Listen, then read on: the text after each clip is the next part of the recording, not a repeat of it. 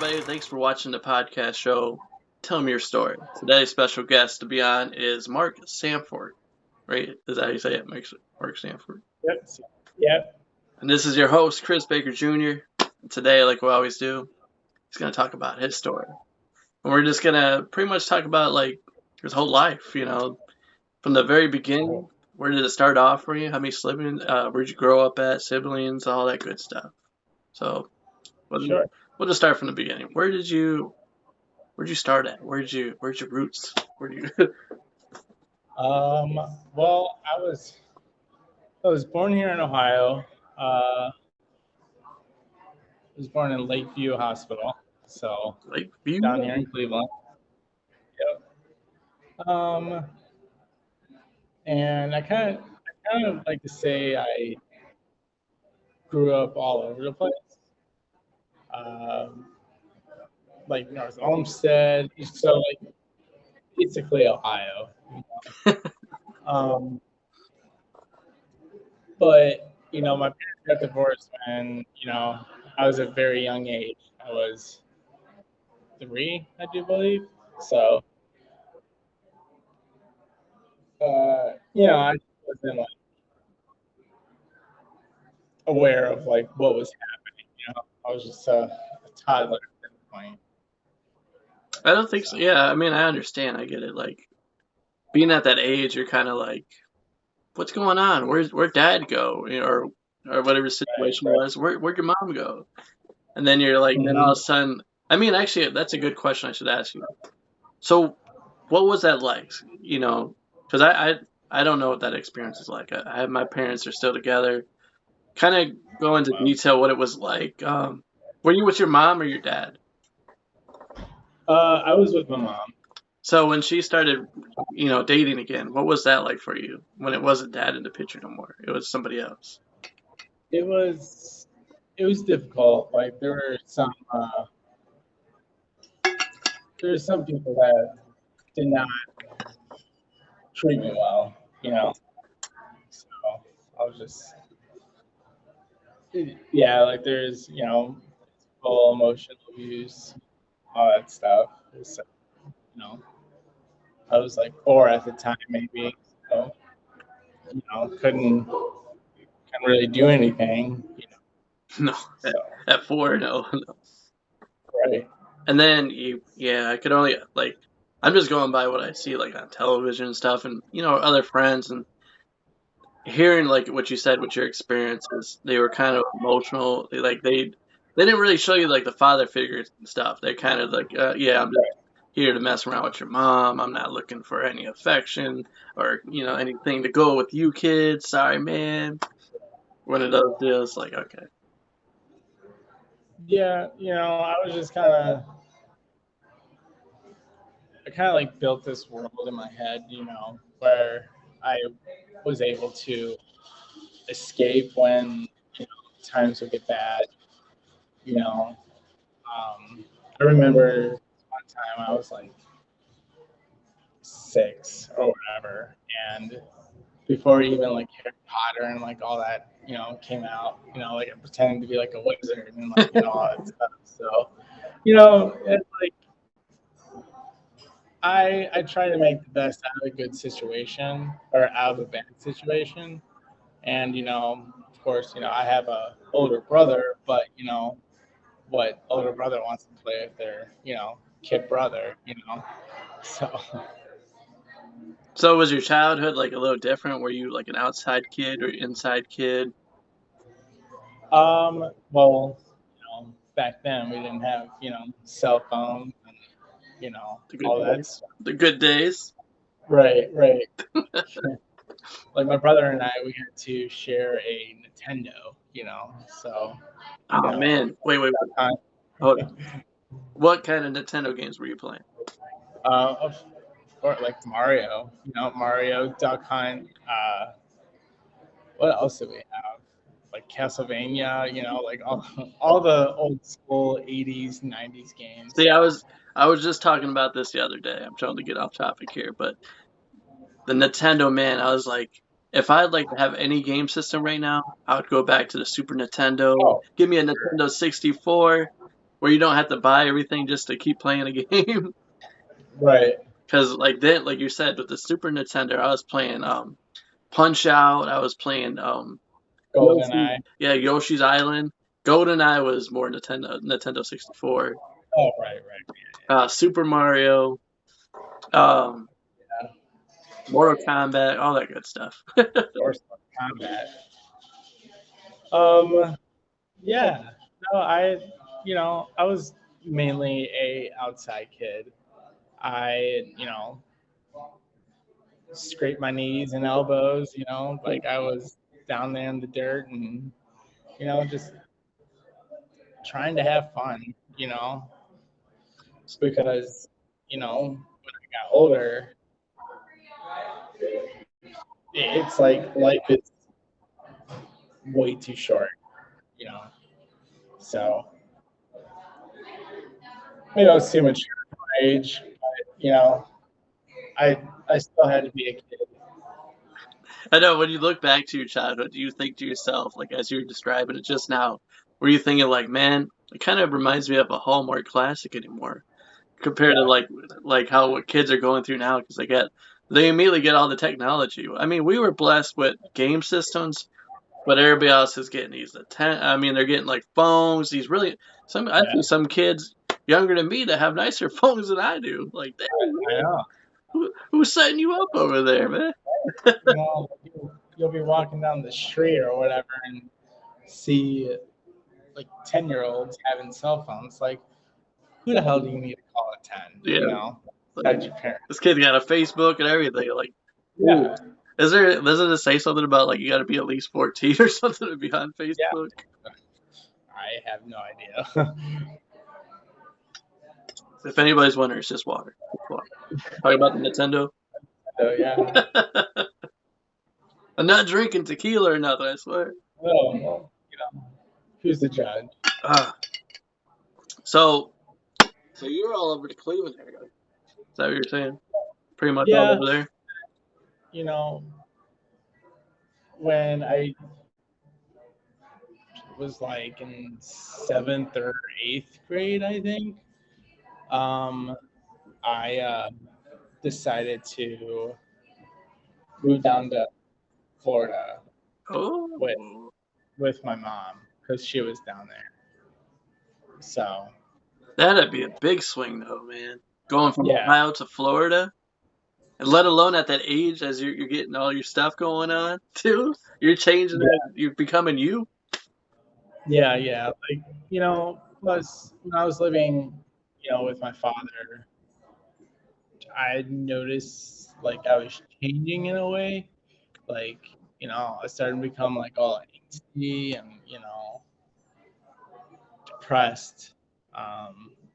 My grades in school were dropping because I was super into school. I was a huge nerd, still am. Um, so I went to poetry as a outlet. So it's very very dark. Like I still have like my poetry book when I was writing at the age of 12. So every once in a while that I can read it, I'm like, oh my god, like this kid, screaming out for help sometimes, and I got the help, but you know, there's that piece that's like still missing, and I don't think people will ever find that. So, was it like what's your poetry and everything, and being that you're saying it was kind of dark, but at the same time, was this a lot to do with your parents being split, or was it more on the surface? Probably. Yeah, it was probably mostly that, and then some other circumstances. It was just the whole bullying. Like how crappy kids can be at that age. Yes. It just it wasn't a good feeling, and like I've grown from it, but there's still I think there's still like hurt. Yeah, I mean, mental health and stuff is a very serious thing, man. And And there's nothing you wrong know, about talking about it. I'm comfortable with no, you talking about it. Go ahead. yeah, no, absolutely. Especially in like the industry I'm in, like, I'm a chef down here on East Fourth, and it it's really hard to like get people to understand how mental health is like such a huge thing, and like being a kitchen worker, a server even, or a busser, all the way down to the dishwasher. Like, it's tough, and especially being, an executive chef, it's like you got this added on pressure, like who's gonna call out today, or what we're gonna run out today, or are we gonna be slow? Like, you never know.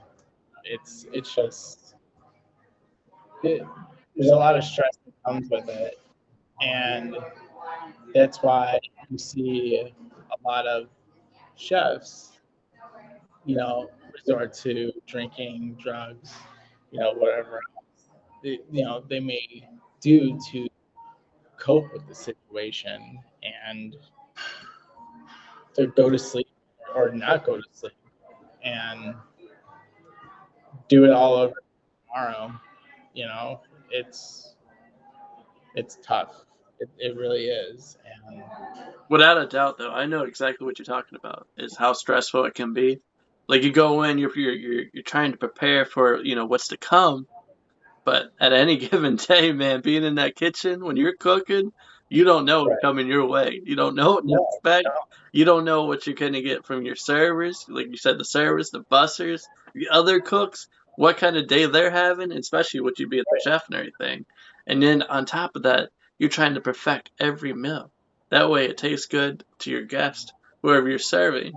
And then if it comes back to you and you're not cooking it correctly, you're like, oh no, and then that yeah, kind of messes with you a little bit, you know? yeah, like, you know, that needed more salt, or this needed more, cream or cheese, whatever it may be. Like, you can ask any chef that you come across, whether it be all the way from Dante Bacuzzi or Michael Simon or Gordon Ramsay.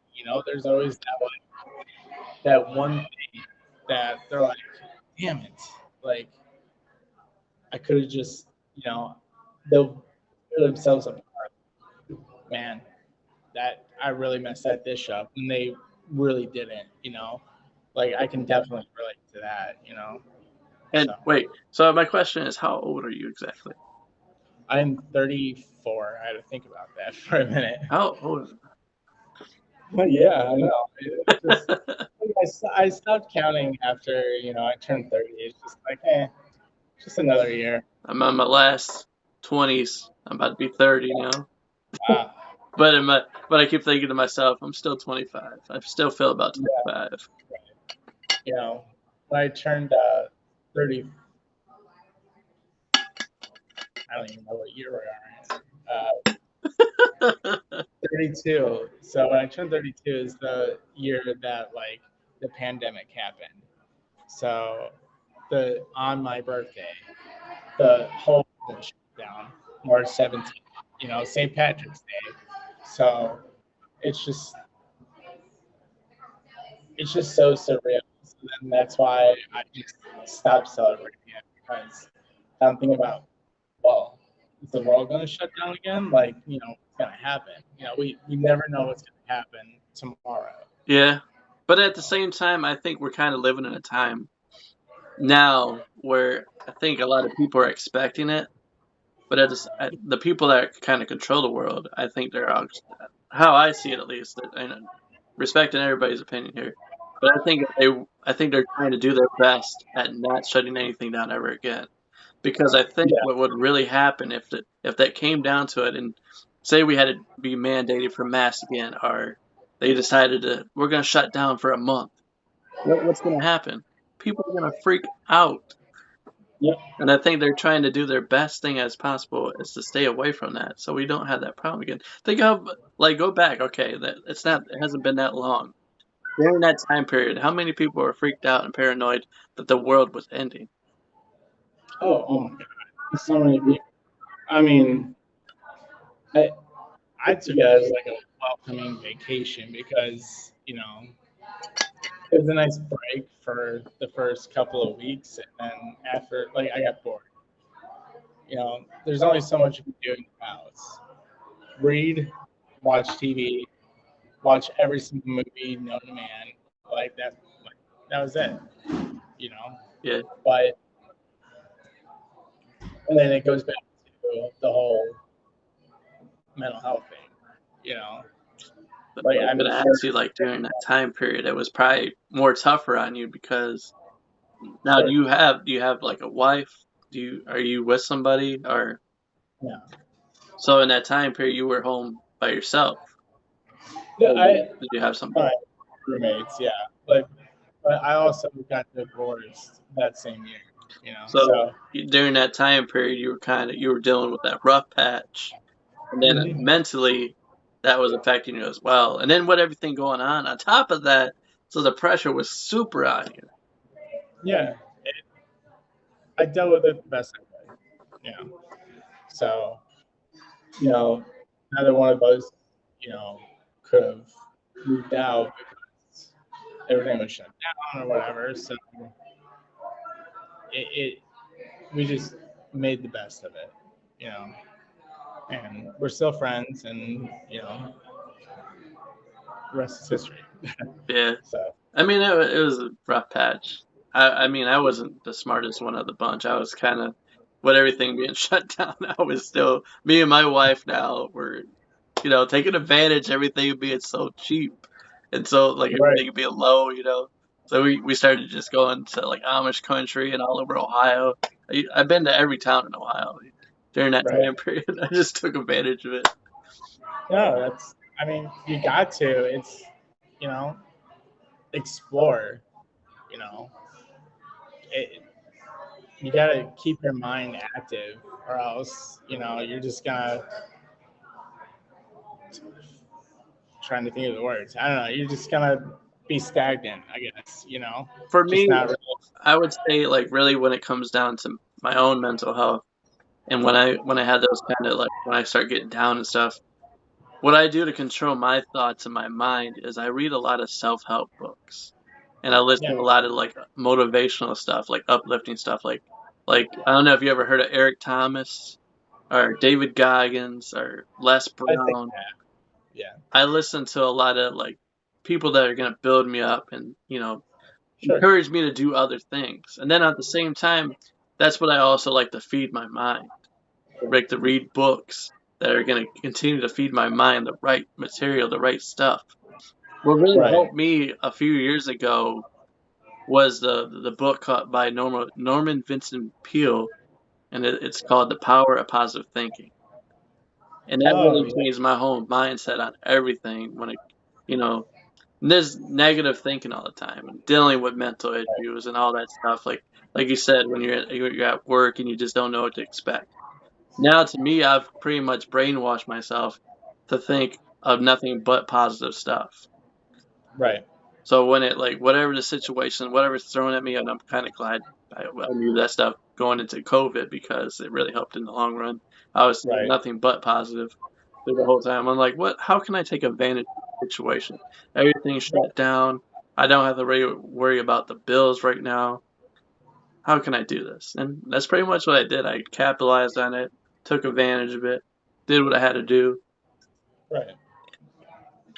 You just.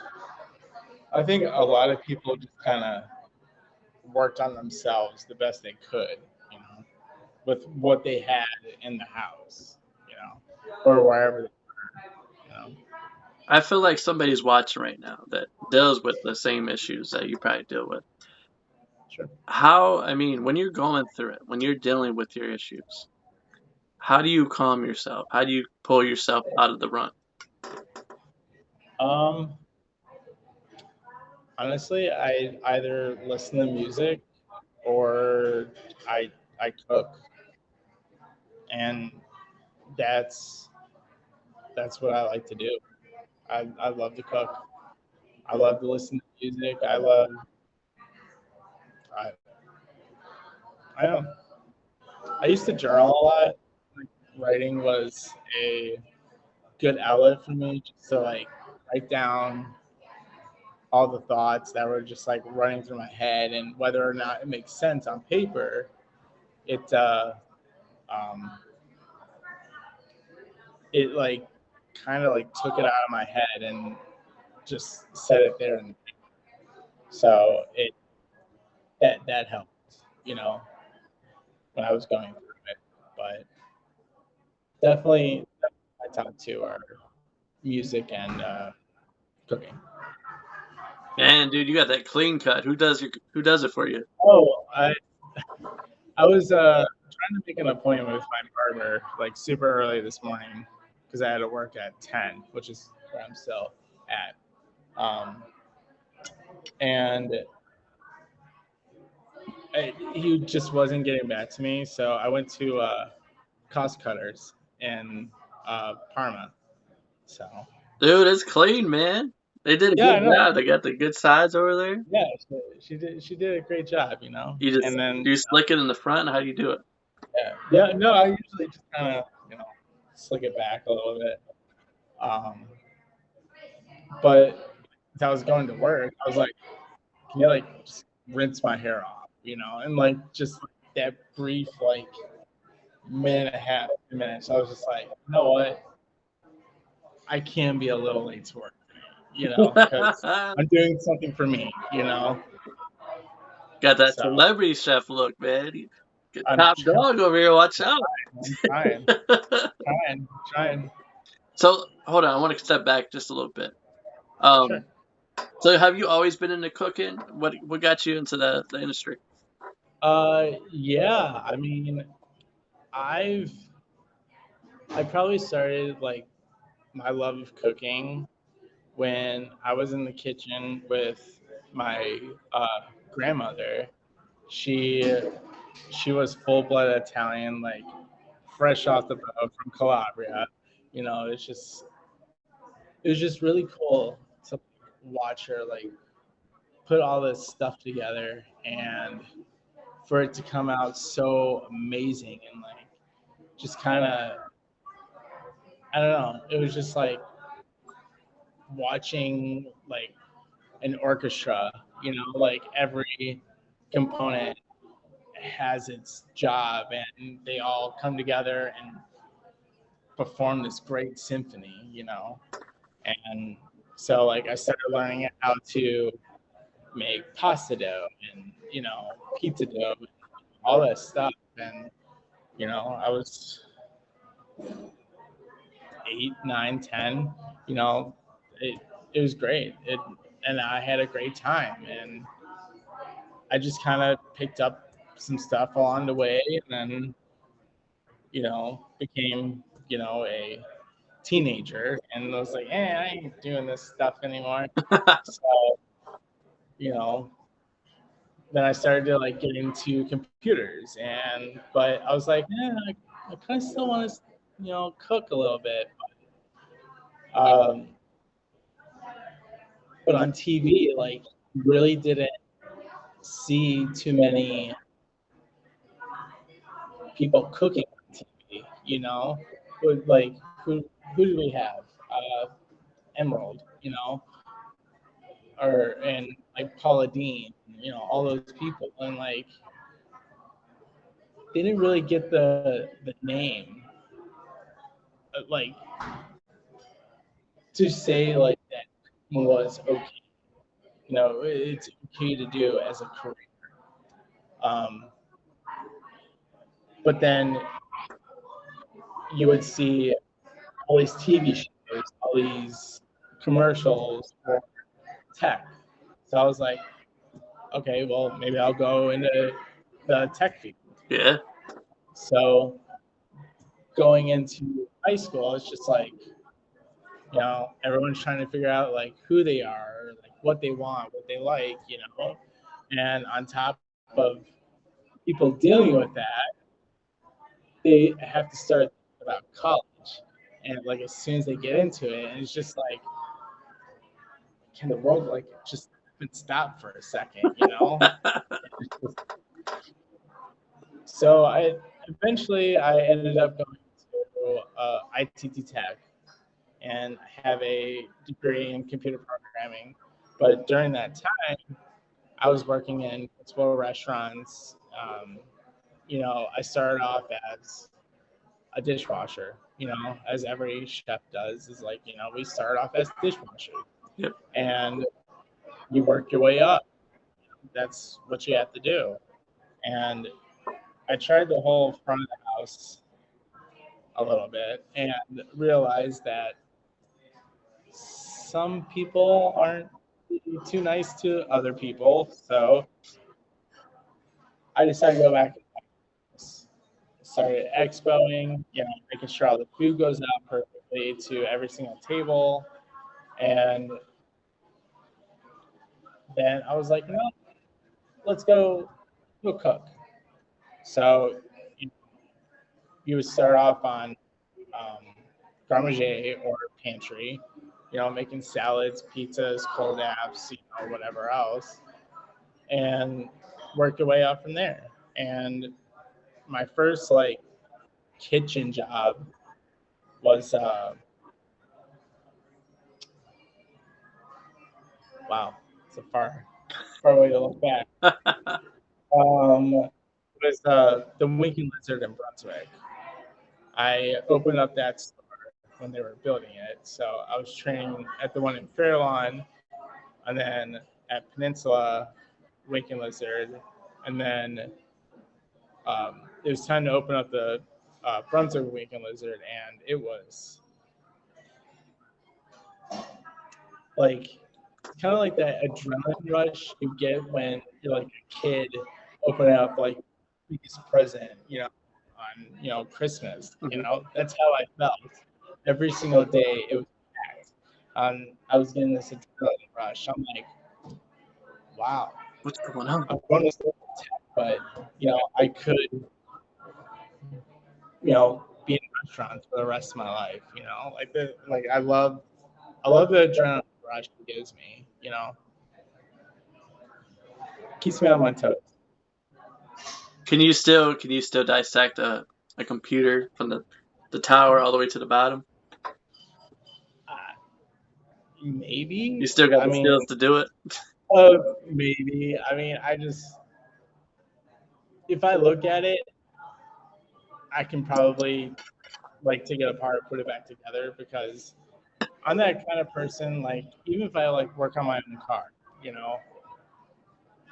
I watch a lot of YouTube, and that's how I learned how to do most of the stuff that I do, like fixing my dryer 3 times because the thermal fuse broke, or like uh, I'm trying to think of the word. Anyways, and then changing the belt on like the dryer or changing a thermostat. Like I like to learn new things. Be full of useful, like useless knowledge. Just in case I'm doing trivia night, wherever. You know, I'm the guy. Me and you, man, are in like the same boat. Like, Yeah. I feel it, dude. Like, I do the same thing. I watch a lot of like random stuff on YouTube, and my wife always makes fun of me. She's like, "What are you watching?" I'm like, "Dude, I'm just taking in all this different stuff because we're so Right. blessed with the time that we live in." Because, like you said, during the time when we were growing up, we didn't really have like a whole lot of, like you said, chefs, a lot of cooking shows. I mean, we weren't watching them, and Yeah. now we have that all at our like right at the fingertips. Anything that you want to watch, anything that you want to learn Literally. is right there. And that's what I love about today. Like I also find it kind of funny how like people in their like upper 20s to like mid 30s and up, we're like, who's that actor? Like we'll all like sit there and think about it, and then we're like, you know what? We have like a Boom! computer we have a computer. So it, I don't know. It's really weird how this world conditioned us Well, to like automatically go to technology. what I always say though is my respect to my grandparents because they actually had to go to the library and look up stuff in the Yeah, dictionary to see read books. yeah. In the Britannica encyclopedias, you know.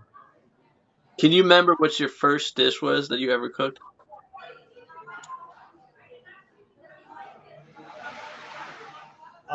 It was Big CD. So I, I didn't really perfect the pasta sauce, so I kind of just like used like half of like a canned sauce, and then half of like what my grandmother showed me, because she only told my mom what the recipe was. And now that my grandmother like passed away, it's just like, what is it? Like I'm like begging my mom, like tell me, but I probably won't get that for, hopefully a long time. It's but I'll make a pretty good sauce. So I see it, man. One day yeah, are we gonna see you in your secret sauce out on the shelves? I I hope so. I'm trying. I'm trying my hardest to get my name out there and to show the not even the world. Hell, I'll start with East Fourth Street. Like show them what I can do. Being a younger chef who doesn't have formal like culinary training. Like I never went to culinary school, and I worked so hard to be where I'm at, putting in the 12, 13, 14, 15-hour days, just scrubbing floors, my hands and knees, just doing what I can to gain the respect of the chefs I did work for and to prove to them that I cook and that when I do, I cook with conviction and I cook with love. Like that's the key ingredient is love and food. All right, let's put you to your word, man. Let's make you Uh, famous real quick. I Represent hope your so. place right now. Where you cooking at? Right now, I'm the executive chef over here at Indie Music Bar on East Fourth. We are right by the House of Blues, right across the street from Pickwick and Frolic. Uh, what else is down? Butcher and Brewer. There's a lot of places down here, but everyone on the street has their different types of food, and mine, since I have like a very limited kitchen staff, because it, I try to make the menu easy and simple, but also tastes really, really good. Like right now, all on my menu is like fried chicken. You can't go wrong with fried chicken. But let me tell you, it's pretty damn good. Okay. You know, All right. What are you offering that nobody else is offering in your area?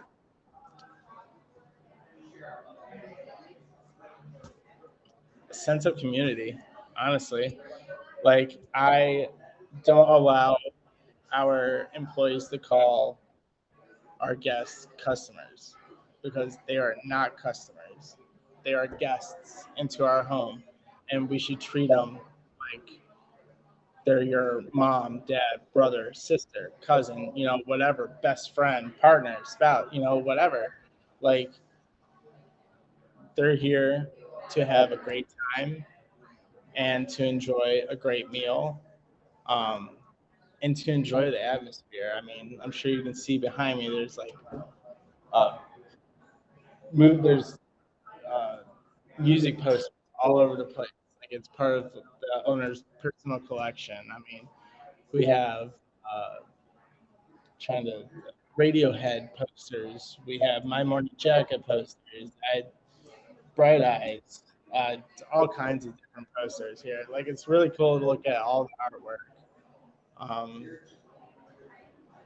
And it's really cool vibe. I mean, we play music all day, and it's really chill. And I feel like the guests can see that everyone here is actually, I don't want to use the word more down there, because all of us, we all enjoy the same music that we're playing, or we all have the same interest, and like it's, and I try to get people excited about food. It Food's the way, I don't know, to the heart. But that's your passion, man. That's what you're all about. Yeah, it is. It is. It honestly is. I eat, sleep, think about food 24/7. That's all I do. Like I come up with these specials and everything. Like I'm like, what can I bring in that I think will sell? Like right now I have a pork chop on there. With uh, lobster mashed potatoes. I have some asparagus on it, uh, and then I bring in like my Italian roots. I have a pasta bolognese, and I have uh, it made with like Cajun toast instead of garlic. Uh, what else? I have mai on the menu. I have salmon. I mean, you can't go wrong with salmon. Throwing down in the kitchen. Yeah, yeah. I got really good cuts of steak, and shrimp. I got crab. I I like to do I like to do crazy things with food. Like if I make up the specials and I tell them to the servers and bartenders, hostesses, even the bussers, like everyone should know like what the specials are. And they're like, "Really? You're putting that on that?" I'm like, "Just wait, just wait." About to And see they something try it. amazing happen. Yeah. And they try it, they're like, "Holy shit!" Like it's What did great. you just do? Right. Like I just want to blow their minds with, like all the flavor and just kind of want them to taste the love and the hard work and the time that I put into creating these dishes, from the time I write it down on paper to the time I get it in on the truck to the time it goes on the plate till it goes out to the guest. That's, and then like I'll come upstairs because our kitchen's in the basement of the place, and it used to be the old Greenhouse Tavern. Um, so I'll go and I'll see people that ordered the uh, some stuff off the specials or off the menu, and like I'll go to them like, how's your meal today? And they're like, honestly, this is the best meal I've ever had. Like, if you open up Open Table right now, I have like 8 5-star reviews like in a row. I mean, granted, some of them don't have like, Stay humble. why we rated it, but still, they took the time to rate it all 5 stars, from the energy, the atmosphere, to the food, the service, like Now tell me, how does that make you feel? Do you want to do better, or do you think that was good? I Trick question. I do want. There's always room for improvement, but I'm taking that first 5-star review ever since we, started partnering with Open Table, and just grow from that and build our um, build our name here. You know, we have a rooftop bar that will be completed in the springtime sometime. Oh yeah, And everybody knows about this. The rooftop yeah, bar.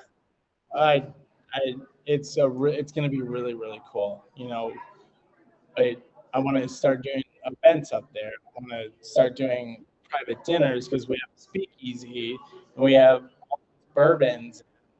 Um, Get some music up there, man. Oh, yeah, it's a really cool place. It really is.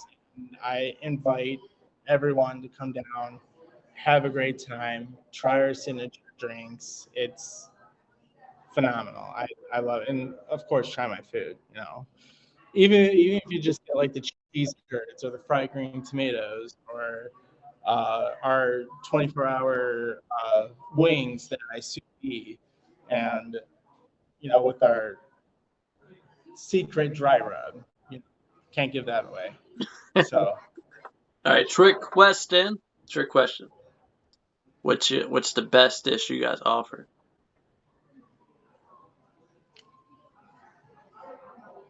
Don't slip up. You're supposed to say everything, man. Everything's the best dish. yeah, well, like that's such a, like a common answer, you know. Like, I don't want to be like that egotistical chef, you know. Like Everything's good, but this right, is but the no, best. everything's good. But I put a soup on the menu that I made. It, it's so good. It's a dumpling soup. You Dumpling know, soup. I Chicken dumpling soup or just dumpling?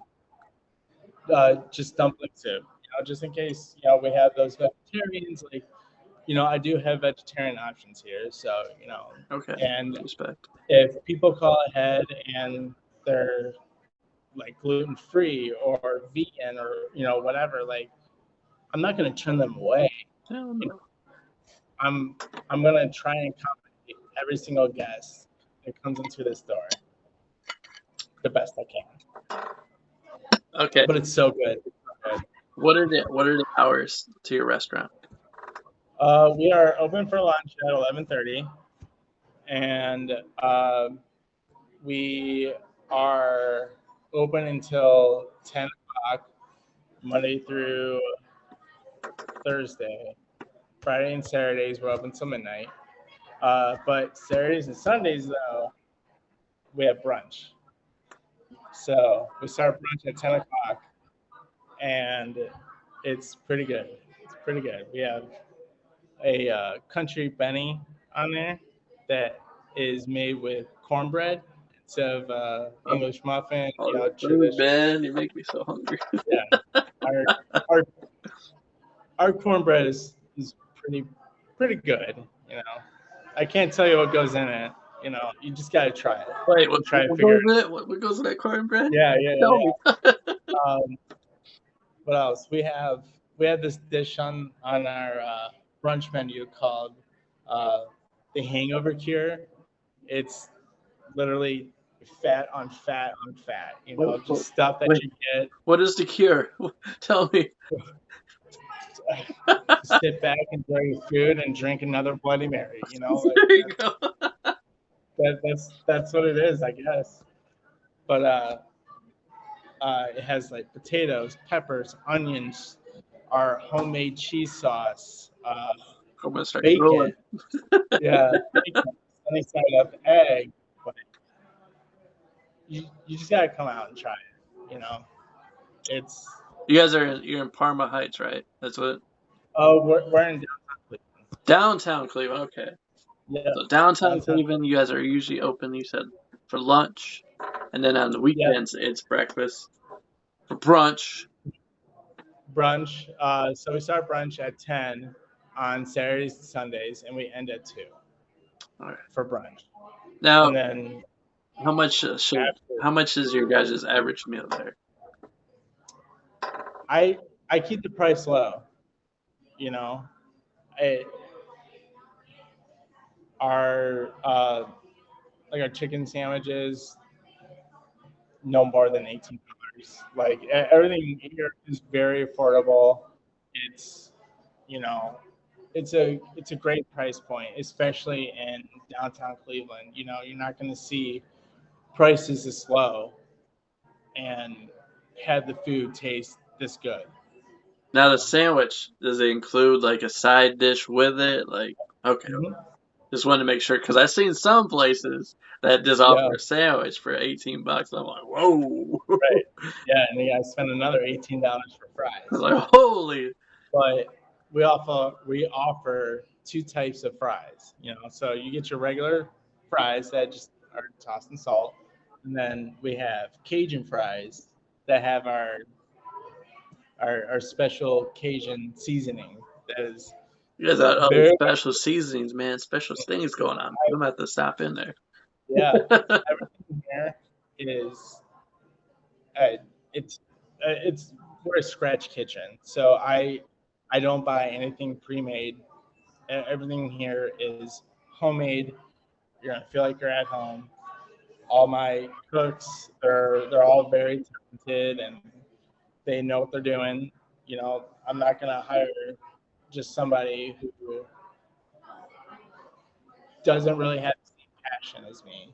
So everyone down there has the same goal, and that goal is to take care of our guests because the guests always come first. And without them, I wouldn't have a job. The servers wouldn't have a job. Nobody would have a job here. This place wouldn't be here if it wasn't for our guests.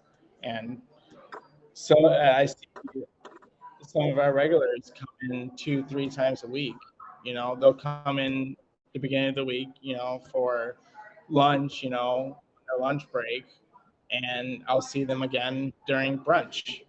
And it's great to see them. Like I'll stand up here and talk to them for a little bit, and then you know invite them back to at dinner time to try the specials. It's great, and I try to make people feel good, and the way to do that is through food. Yeah. All right. As we begin to wrap this thing up, man, I just want to simply say thank you for coming on and give me some of your time out of your busy schedule. Like you said, you're working about 14, 15 hours a day. Yeah, and I still got to write out my specials for next week and write out the specials for this week still because I got in some new fresh ingredients, so that I'm gonna add on. So I'm really excited. I just want to say it's truly an honor just to have you on, just to hear, Sure. just what goes on in daily life, just learning about you yourself, and then your passion for cooking, your poetry. That's actually what I want to ask before we wrap this thing up, Hmm. because I know a lot of people that write poetry, but now do you have a secret gift that you can rap? Can you rhyme? Can you Oh God, no. freestyle? No. So like the way my poetry is or was, it it doesn't rhyme, but it makes sense because I mean poetry doesn't have to rhyme. No. It can be anything. It can be like 2 words. That's poetry. Um, and it I don't know, just makes you feel good. And yeah, I I'm always here, so I'll always be here. And Even yeah, when the lights turn off, you're still there. I'm just playing. sometimes. Um, but I don't know. I like restaurants.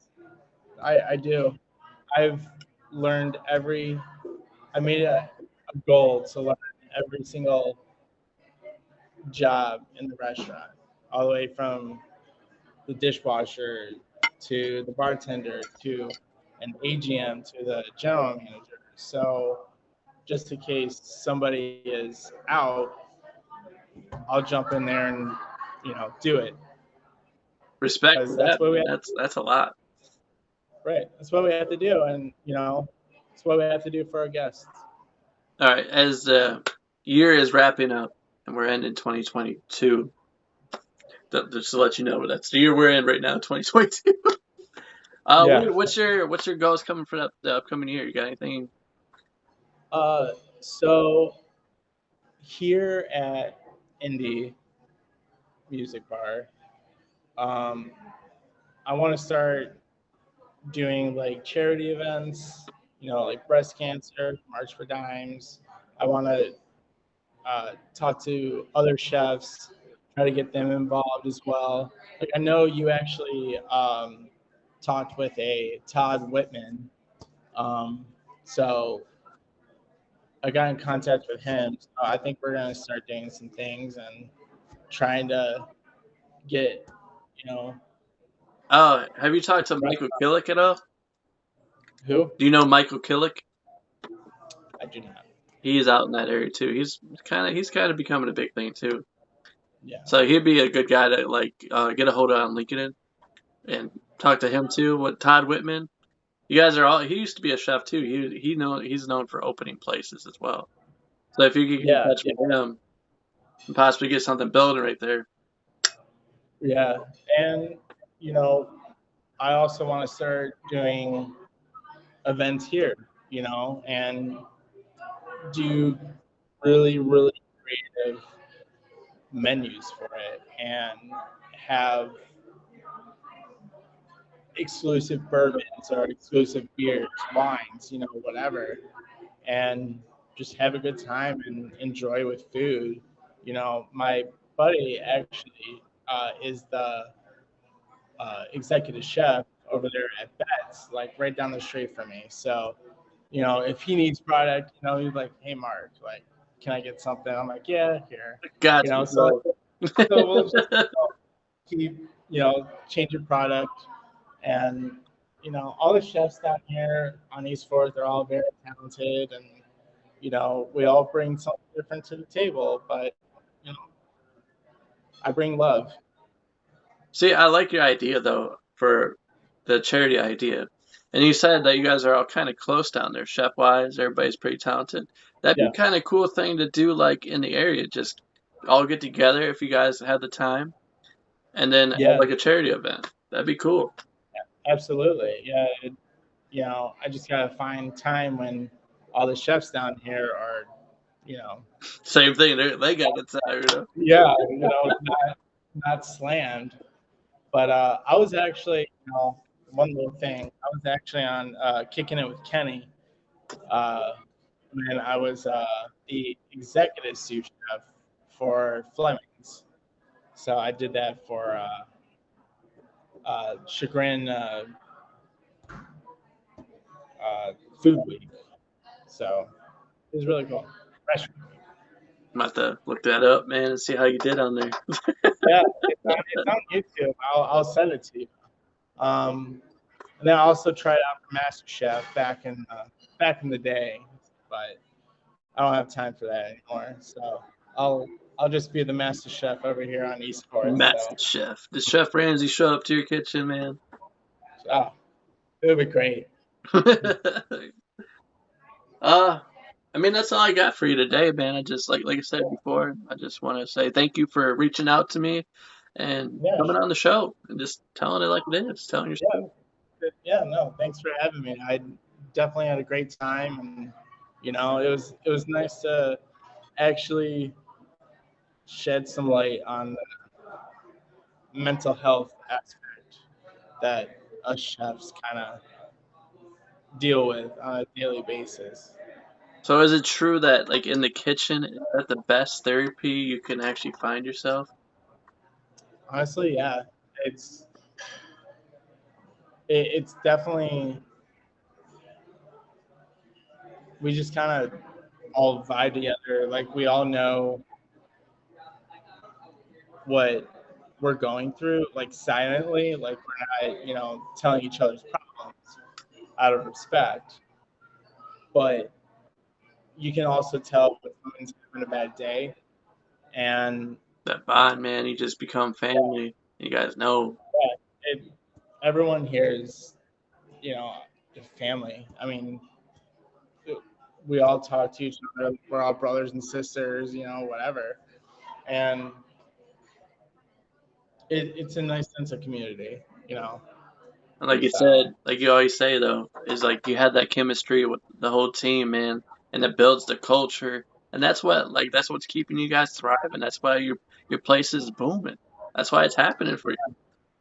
yeah, last weekend was like one of our busiest weekends. You know, we were fully booked, so I highly recommend making a reservation on our website, indie-e4th.com, or you can also just go to Open Table and search for us, or Google even. You can do anything now. All right. With New Or Year's, Southend. with New Year's coming up, did I need to book a reservation for you, or Yeah, I recommend it. I recommend it. Um, we do take walk-ins, but once we start getting to a certain point, we have to stop it. Because I don't want you want to go the home? kitchen stuff. Yeah. Well, not only that, like I just want to make sure everyone's taken care of. Yeah. You know. Yeah. All right. That's my main goal. Is take care of everyone. So, do you have any ideas what dish you're gonna be serving that day? Guess you have to come in and find out. That's the right question. I mean, right answer. My bad. Right answer. Yeah. Yeah. All right. Thanks once again for coming on. Thanks to Yeah. No everybody problem. that's watching, listening right now. Yeah. It's been almost an hour. I had fun. Yeah. He's ready to go home. I'm ready to go freshen up. Yeah. For real. Yeah. This is, like I said, this is a platform podcast, whatever you want to call it. If you'd like to come on sometime and tell your story, just send me a message and we'll make it happen. Other than that, this is Chris. That's Mark. We're out. Yep. Peace. Bye, guys.